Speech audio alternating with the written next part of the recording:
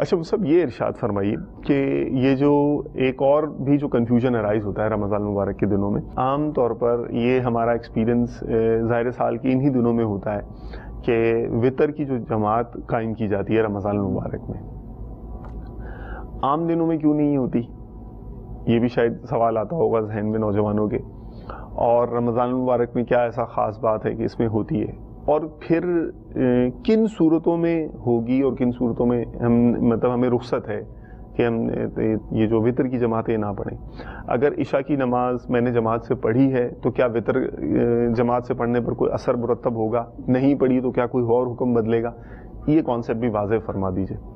یعنی اس میں ایک تو وطر کی جماعت ہے، وہ ظاہر بات ہے سب کو پتہ ہے کہ رمضان میں ہی وطر کی جماعت ہوتی ہے، اس کے علاوہ نہیں ہوتی۔ ٹھیک ہے، وطر کی جماعت اس کے علاوہ مکروہ ہے، اور رمضان میں وطر جماعت سے پڑھنا سنت ہے۔ اوکے، تو وہ سنت بھی یوں ہی ہے کہ جب وہ وطر کی تراویح کے آغاز کا اس کی حیثیت پر ہم نے کلام کیا تھا، اس میں تھا نا کہ فاروق اعظم رضی اللہ تعالیٰ عنہ نے حضرت ابی بن کعب رضی اللہ تعالیٰ عنہ کو امام تراویح کا بنایا، تو اس میں تفصیل یہ ہے کہ فاروق اعظم رضی اللہ تعالیٰ عنہ خود عشاء کی امامت فرماتے تھے، حضرت ابی بن کعب تراویح کی امامت کرتے، اس کے بعد پھر وطر کی امامت فاروق اعظم کیا کرتے۔ کیا کہنے، تو زیادہ بہتر بھی یہی ہے کہ عشاء ایک پڑھائے اور وطر بھی وہی پڑھائے، اور تراویح کا امام دوسرا ہو۔ اگر اس کے علاوہ بھی ہو کہ تراویح کے امام نے ہی وطر کی جماعت کرا دی، اس میں بھی حرج نہیں ہے۔ اوکے، تو ایک تو یہ کہ یہ سنت ہے، صحیح، کہ صحابہ کرام سے جو اس کا ثبوت ہے سنت کا، خلفائے راشدین سے، اور اس کے پیچھے نبی کریم علیہ الصلوۃ والسلام کا قول مبارک کہ خلفائے راشدین کی سنت بھی تم پر لازم ہے،